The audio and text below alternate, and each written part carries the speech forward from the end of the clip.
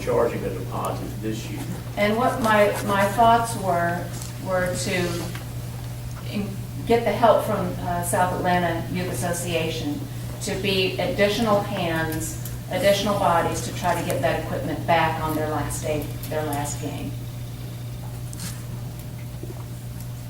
And they've expressed willingness to help us with that. Generally, you take it up out to the bowl games and stuff, you That's get, you correct. get the biggest part of it. If they hadn't quit, those are the ones you have to worry about getting back. That's right, and make sure they brought a change of clothes. Anybody want to make a motion? I do, Mr. Chairman. All right. And before I make the motion, I just want to say this. I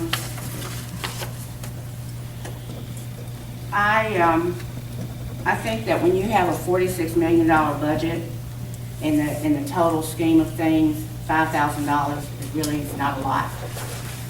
And with that being said, I would like to make a motion to amend this fee and possibly, and I know we can't do that now, but to either remove, have $5,000 from our contingency fee this year to go into this fund to allow for the scholarships to happen this year.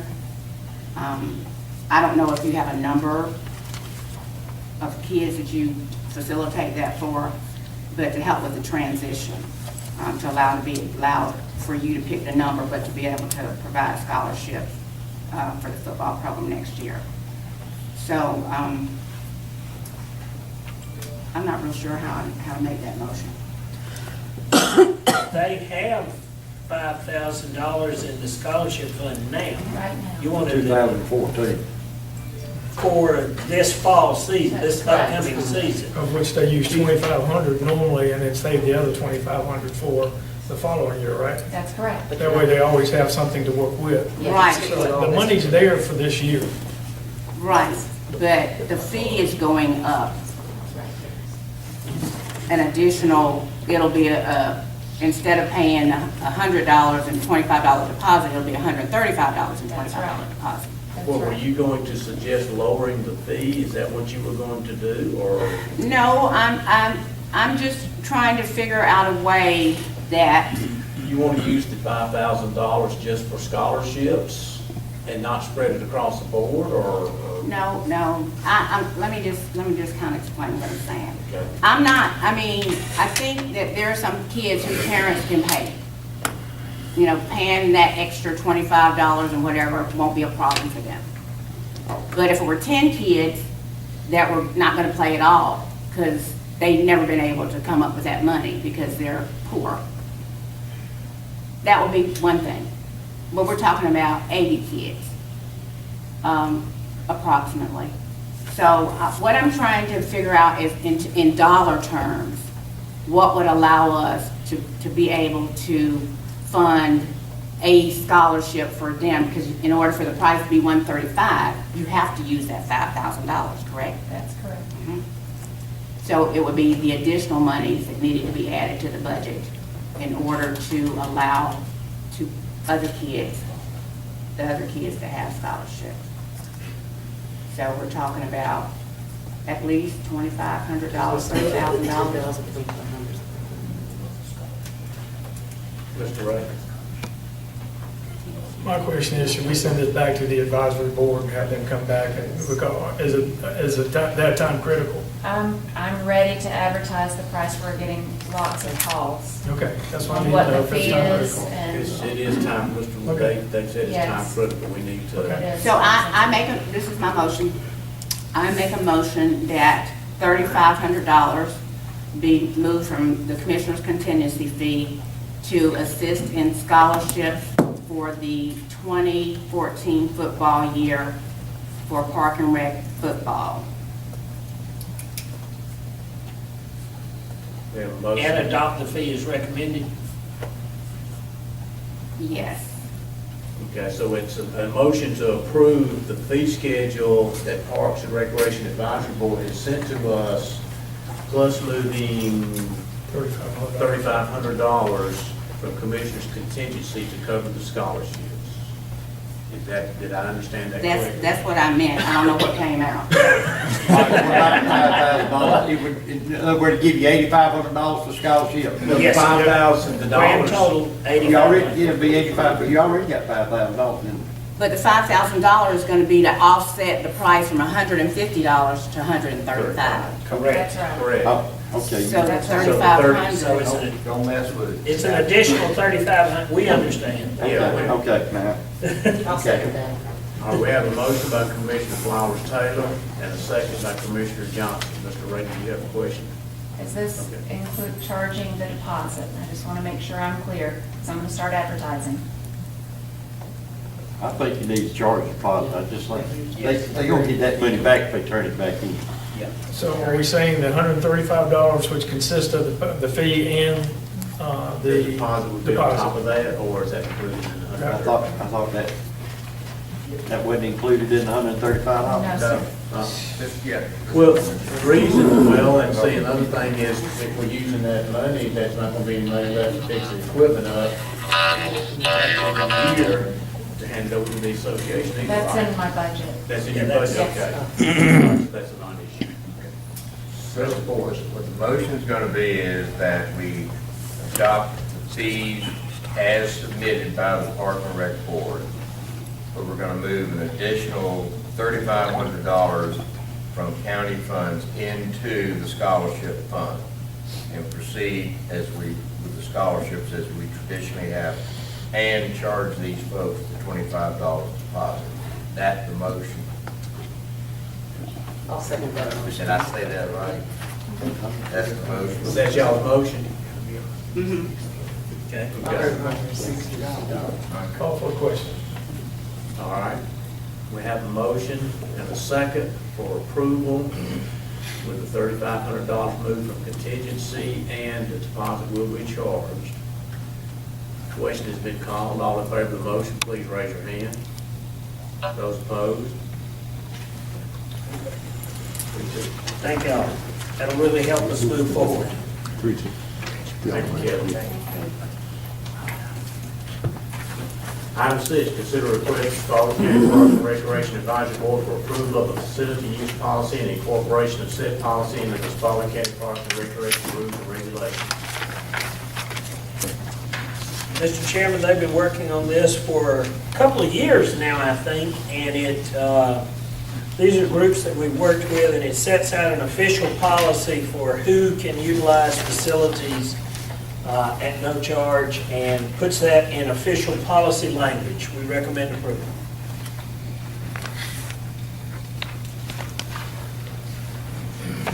Mr. Chair, move to approve the Spalding County Parks and Rec Advisory Board facilities use policy and incorporation of said policy into the Spalding County Parks and Recreation rules and regulations. I'll second. Have a motion for approval by Commissioner Ray, second by Commissioner Johnson. Any discussion? yes, I would like to know why some people were grandfathered in.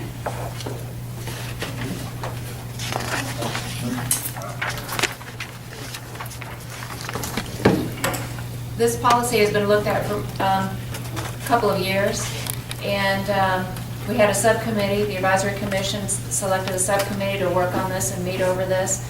And as many discussions happened, continually, the same people who use our facilities to provide community-serving events, their names kept coming up.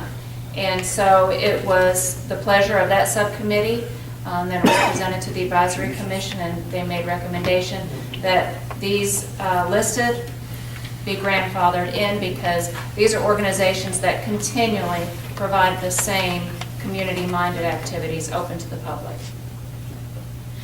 So I see Spalding High softball. So what happens if Griffin High wants to do something? We have a partnership agreement with Griffin High, with the school system. We just listed the annual events. Right, we already have a written agreement with the entire school system. They have it with us. So our facilities are used It's a joint appropriately, use. jointly, at no cost to either of the entities. We use their facilities too. Yes, absolutely. Yes, we do. That's where we run our basketball program. And where we bring tournaments to Griffin and Spalding County through Georgia Recreation and Park Association. Remind me again, what is the United Bank City Park softball field division softball tournament? That's a tournament that they've had for fundraiser for a charity the last, it's kind of a new tournament, last 3 or 4 years. And that is helping the community how? It's a fundraiser that they use throughout their banks to, it's just funds that they use inside the community. You know. All the funds that they raise for the charity stays local. It's a local benefit. What we did was research every group that we've worked with.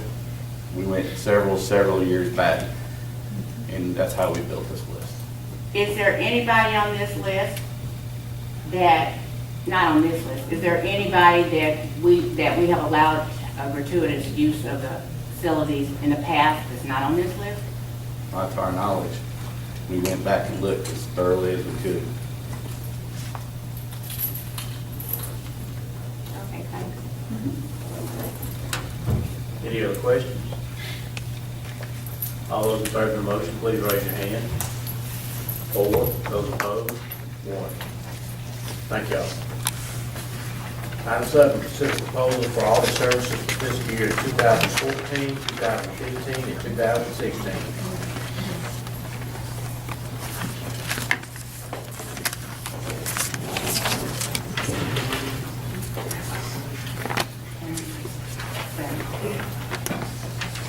We put a request for audit services proposal out in April, and in May we received 5 responses. Our request for proposal asked for a technical bid and a sealed cost proposal. The chairman, Mr. Wilson, and I were the evaluation committee, and we used an evaluation criteria form that you could give from 1 to 5 points for each criteria that we evaluated, a maximum of 100 points for the technical score. And then for the cost proposal, 5 points for the lowest cost, 4 points, 3 points, 2 points, and then 1 point for the highest cost. We graded these individually, and then we met about a week and a half ago, and we combined our scores. And so you've got a bid chart on the technical, or on the scores, and the technical scores, and then we opened the cost proposal and we added that score to our combined technical scores. And Malden and Jenkins scored the highest by far. Is that the staff recommendation? Yes, sir, it is. All these people in Spalding County? No, No. no, None of them. Malden sir. Jenkins are. no, sir. Malden and Jenkins, Clifton, Litford, Hardison and Parker, Butler, Williams, and White are from Macon. Nichols, Cawley, and Associates are from Warner Robins. And Whaley, Hammond, Tomasello, that was something I have never seen before. This firm is from McDonough, but they were doing a co-op with a firm from Gainesville, Rushton and Company. And Whaley, Hammond, and Tomasello would have done the audit, but Rushton and Company would have done the financial statements. They were also the highest bid. One other thing that I think contributed to the high score for Malden and Jenkins is their added value services. They provide up to 30 CPE hours free to me and anybody from Spalding County that would want to go. And currently, I have to get 40 hours of CPE a year, so this is covering, 3/4 of my CPE requirements a year, free.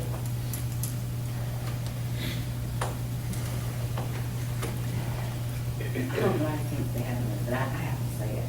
You know, it kind of looks like a little bit of conflict of interest, because I know you're the finance person, you're on the committee, and you need your CPE credits, and it just so happens that that is one of the things that they're gonna provide, is the ability to get these, because otherwise you have to pay for them yourself, right? They provide that to all of their governmental clients. Right, but I'm not. The county has to pay for it, The not county the has to sheriff. pay. County pay. So why would we pay for you to stay accredited? Because it's a requirement of my job. Her being Right. a CPA is required of her job. And Right. in order to maintain her CPA, she has to have 40 hours of CPE every year. Right, And and we pay for that.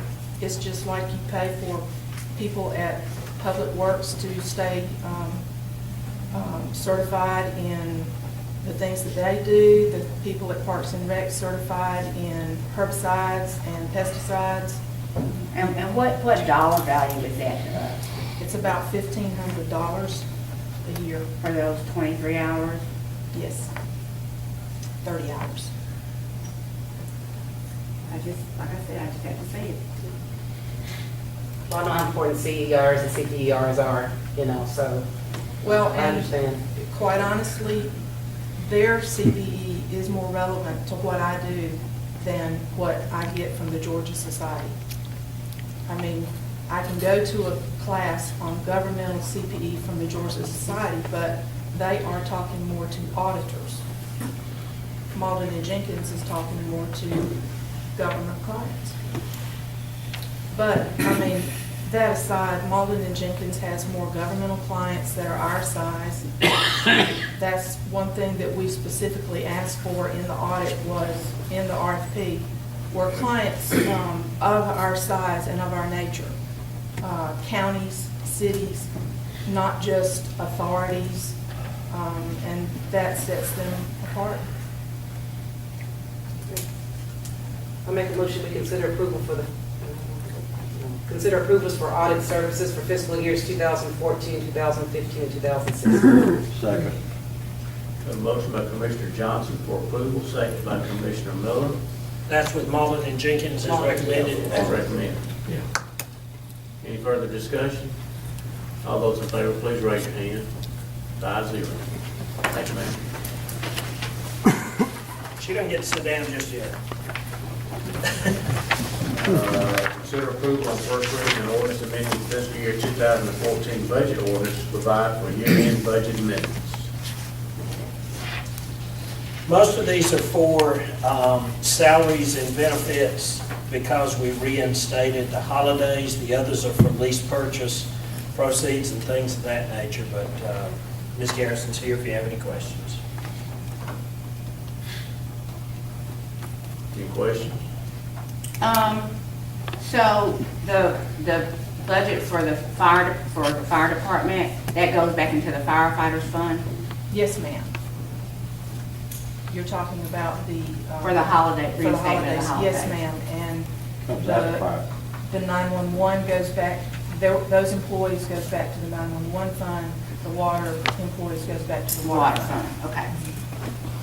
Mr. Chair, move to approve first reading on the ordinance amending the FY 2014 budget ordinance to provide for year-end budget amendments. Second. Have a motion by Commissioner Ray for approval, second by Commissioner Flowers Taylor. Any discussion? All those in favor, please raise your hand. 5-0.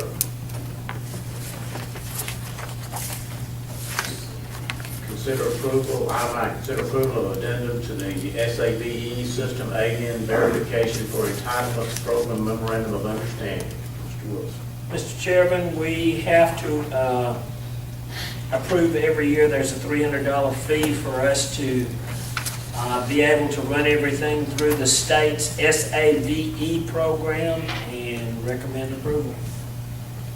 It is a mandatory requirement. Costs us $300. State, I think. State of Georgia. Pay it to the state. Yeah, we pay it to the state. Okay. Move to approve the addendum to the SAVE Systematic Alien Verification for Entitlements Program Memorandum of Understanding. Second.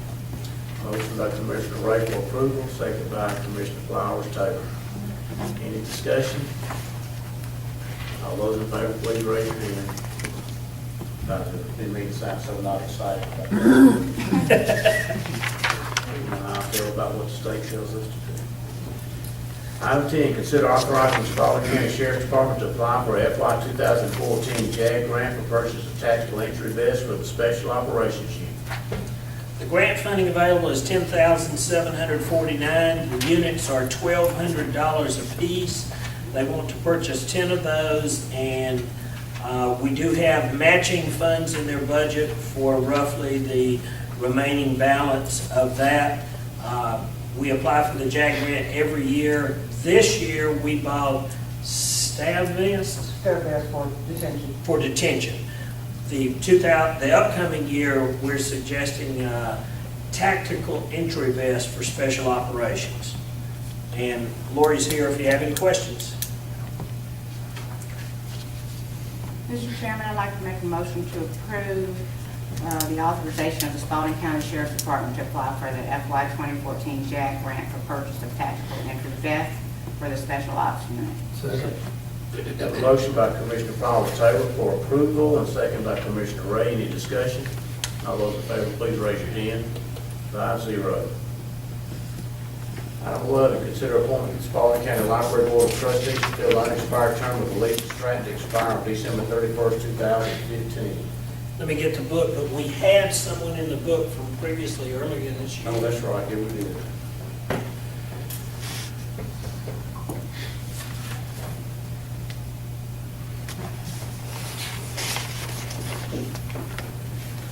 We have not received any current nominations, and as I said earlier this year, we had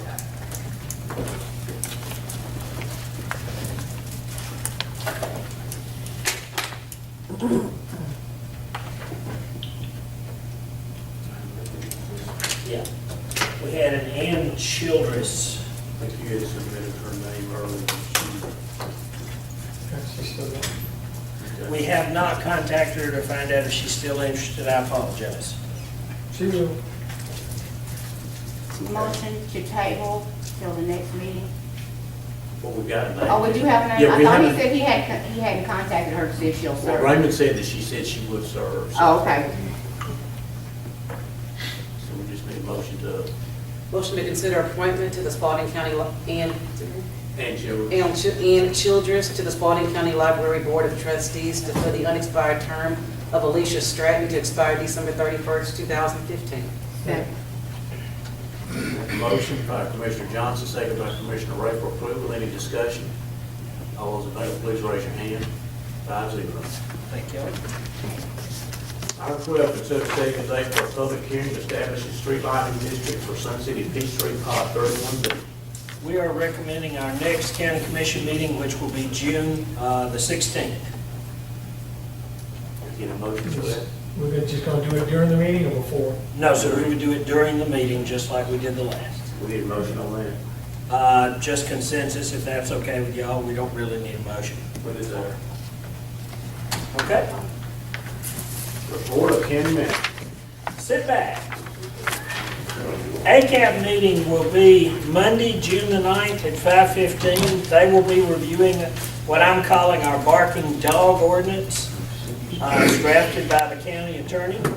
We've got a transit feasibility study public meeting for Tuesday, June the 10th at 6 o'clock in this room.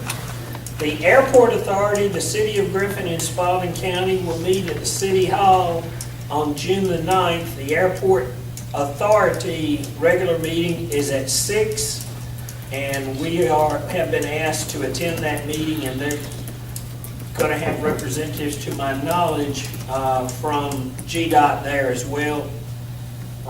June the 16th, as I mentioned during our budget public hearing, is first reading. June 26th at 5:45 is our second reading. We do have a zoning meeting that night on June the 26th at 6 o'clock. Norfolk Southern is doing a whistle-stop safety tour on Wednesday. Commissioner Ray and I will be participating. We'll be traveling from Barnesville to Jonesboro with Norfolk Southern and reviewing every crossing in Spalding County for safety. Our splost and lost collections are up. I wanted to, I think I sent you reports last week, but our splost and lost collections are up for the same time period last year. On our health and wellness, I wanted to share with you, we had to submit you all approved us applying for a health and wellness grant for this fiscal year. We had to submit a report of what we did last year. We had 20 events, 519 participants, 15 sets of flyers went out, and we expended a total of $2,800 out of our $4,000 grant for that. Those funds will be carried over to this year. Senior Center, every week and a couple of weeks I've shared with y'all numbers for utilization of our Senior Center. We've had 300, during the week of May the 19th through May the 23rd, we had a total of 358 separate individuals,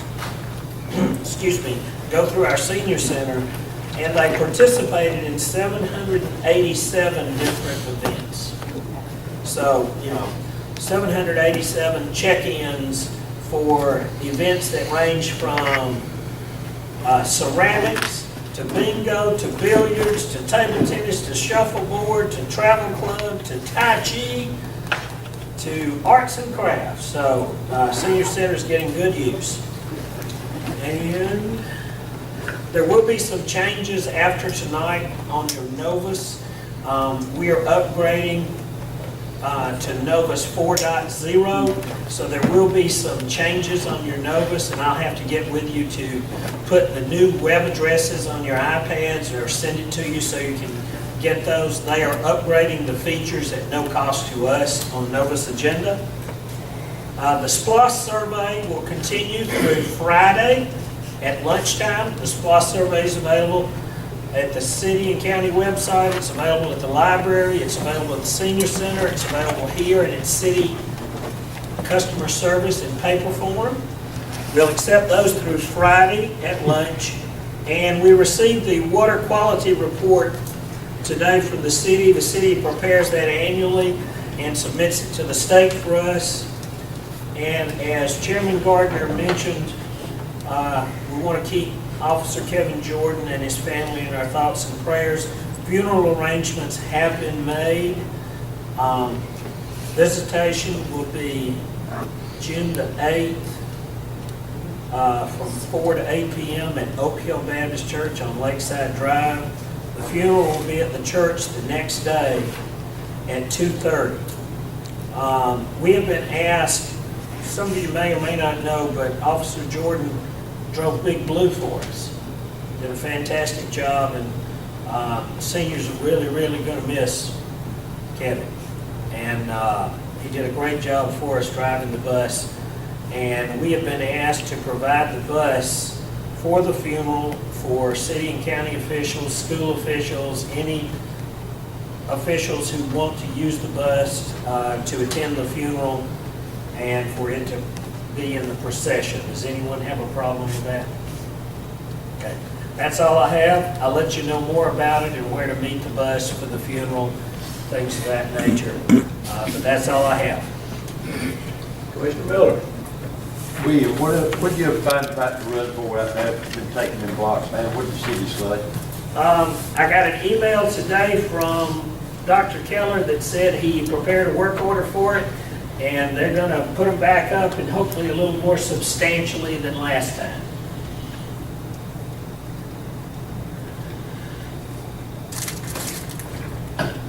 When will we know whether they're gonna have somebody from GDOT down for the airport meeting? I can ask tomorrow, but I haven't heard one way or the other. I will ask tomorrow for a confirmation from Airport Authority Chairman.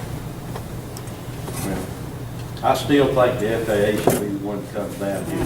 They're the ones that make the rules and regulations on all this. And to me, they should be the ones that come down here and tell us why we got to do all this stuff one way or the other. I don't have a problem with GDOT coming down with them, but You know, they speaking to somebody else. And you're talking about a lot of money. I'll send out an email tomorrow and ask if they have confirmed who's going to be attending. Anything else? That's all I got. Commissioner Flowers Taylor? Commissioner Johnson? I just kind of want to piggyback on what William said about condolences to the Jordan family. Prayers are with them. That's it. Commissioner Ray?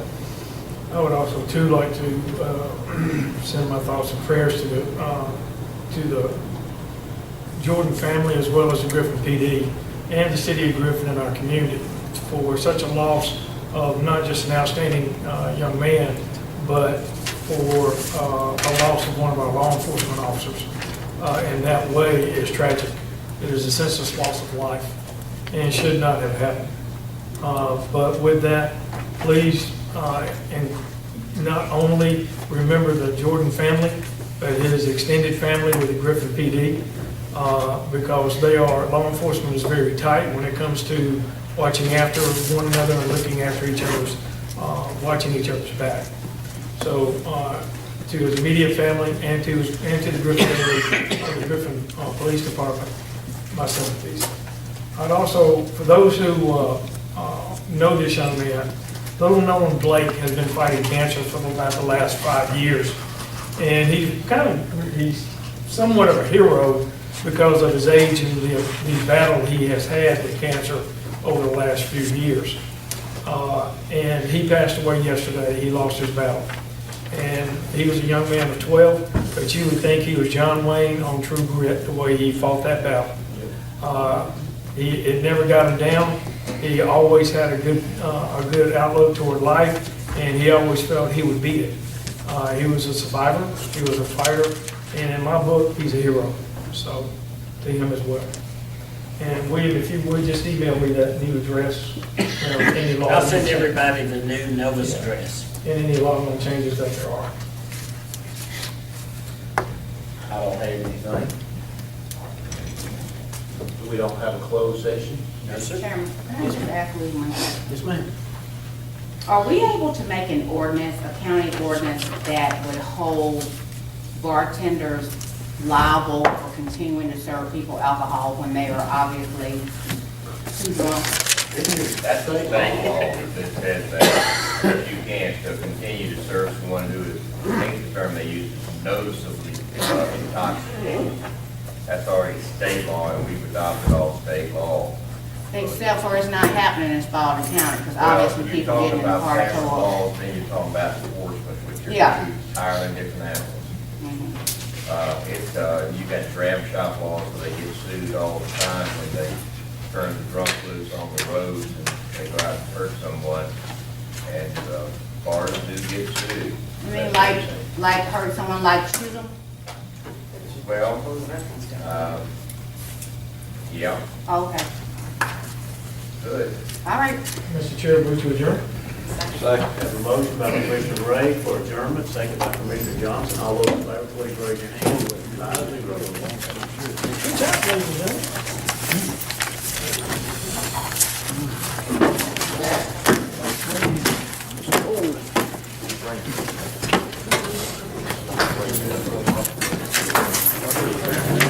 Grandfather.